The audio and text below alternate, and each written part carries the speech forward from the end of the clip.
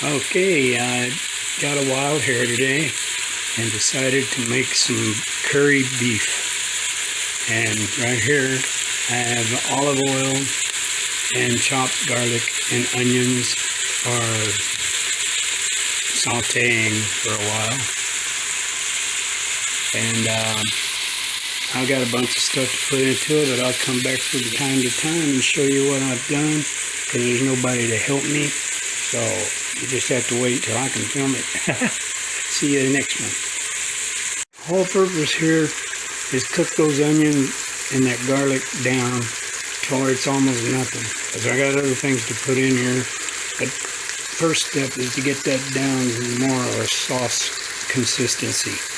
I'll be back.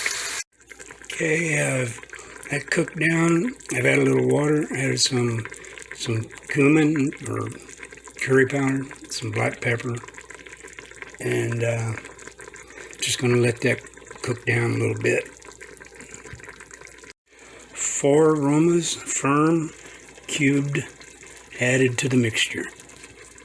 Okay, so I turn the heat up on high, and I put a lid on it, but I'm going to keep an eye on it because I don't want it to get all messed up. Be back. And now it's stewing away nicely, cooking all that stuff down, making a nice curry broth for the beef to cook in, which is right there. Yum! I'll be back. Okay, I just added in all that stew meat, and I'm going to let that cook. I'm going to adjust my ingredients as I go because that's how I cook. I check it out, see what it needs. I add that to it.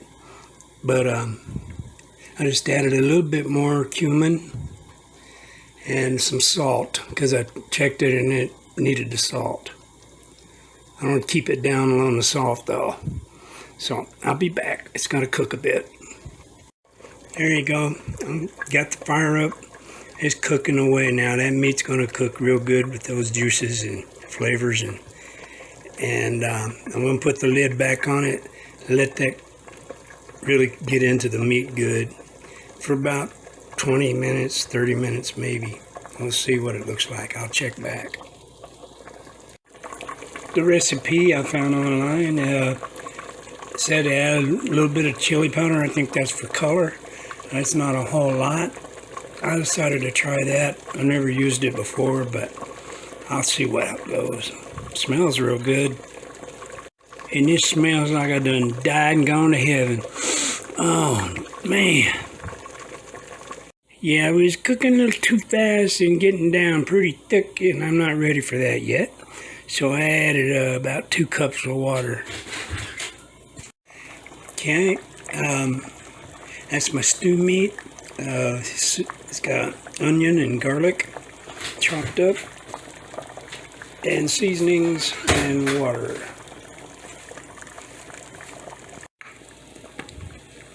And I just added about 3 white potatoes chopped, cubed, I mean. Okay, I took a few spoonfuls of the juice that this is cooking in, and I put a little bit of flour in there, and I'm making a little gravy starter for later when everything's cooked. I can a little thicken it up. While our curry's cooking on the back burner, I started a pan of water to boil with some olive oil in it to make egg noodles extra wide. That's what we're going to put the curry on. I'll be back. Okay, while this is cooking, and explain a little bit about how I do it. I can follow a recipe. I don't know how to do something myself, or I'm not sure. But the stuff I know how to make, I didn't learn how to make by this much of that and that much of this. You know, maybe a little bit, an idea. You know, you go to flavor. You season as you go. You check it and see what it's like, what it needs, and you add stuff. So I can only tell you a couple of colors about this much or what of that. I'm just showing you what I do. I'm not trying to teach you. I'm just showing you. I'll be back. At first, The first 4 ramas, they're just about cooked down. That's become part of the sauce stuff, you know. But now I have another 4 right here that will go in at the last minute as I'm adding this to thicken it. And after the noodles are done, and everything can be done together, you know, right there at the end. Final steps. The second bunch of tomatoes is added. Potatoes and meat's tender. I just added the gravy starter stuff and let it thicken for a second, and then it's done. And right here are the egg noodles, almost done. I'm going to call this a wrap, but I'll take a photo of what it looks like. Everything's ready.